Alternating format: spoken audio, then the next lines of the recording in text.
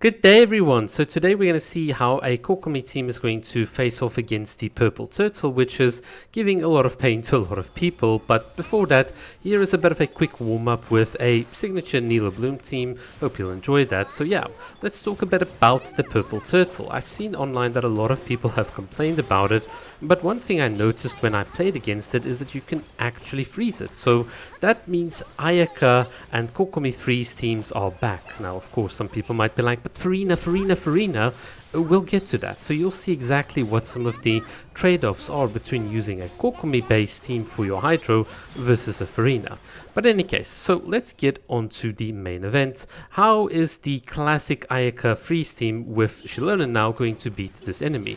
Well, first of all, you want to try and trigger your Night Soul Burst as quickly as possible, freeze the enemy, because that's going to give you a massive 100% increased damage, and this is the bulk of where you can do a lot of cool things. By playing carefully here with Ayaka, you can take out over half of this turtle's HP, which is pretty cool. You can see here I'm with Kokomi, and the combination of Kokomi and Shilonen's healing is going to help ensure that my characters Ayaka and Shenhe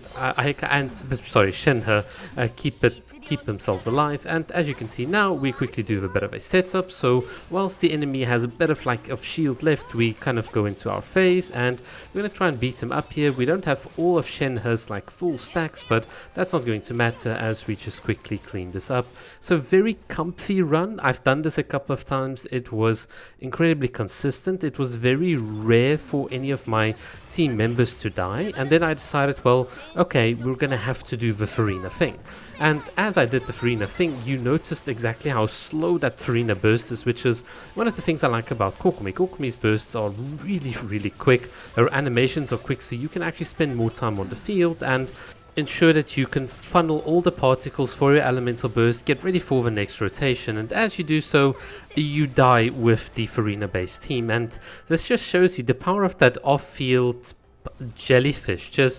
Just a choice between, am I going to be more offensive and drain my party's HP even with a C6 R5 Triple Crown Farina, or am I going to have the jellyfish that is more consistent? And I can tell you, yes, the Farina team, when played properly, does do better than the Kokomi team. It's without a doubt, but it's way more consistent. And if you really had to rank it from a cost perspective, it takes about a C0 Kokomi in an environment like this to give you a result which is about 5 seconds slower than a team with a C6 R5 Farina. In the case of this very specific boss, in this very specific event, with an enemy with this high amount of HP. So let's just caveat it like that.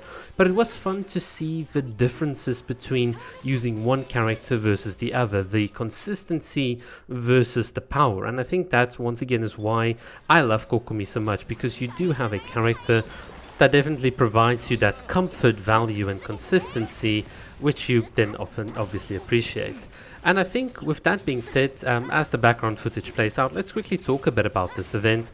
I wish Hoya would put events like these also as part of the permanent endgame mode.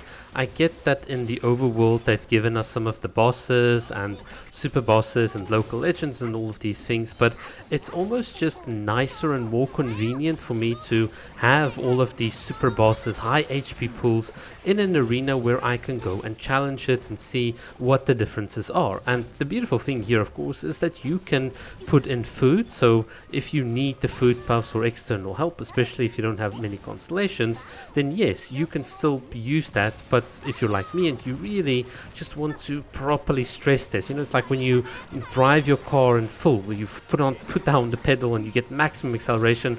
It's just that feeling the Abyss can't give me. But here, against enemies with large HP pools, it is satisfying to be able to play through a proper rotation or two, being able to understand what the gameplay mechanics are, what the key is to beating a specific enemy. And this is a nice case of this is a beautiful way of showcasing different character strengths by varying the combat scenario, and I just wish it were permanent.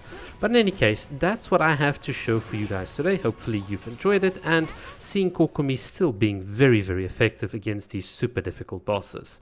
Alright, thank you so much for watching.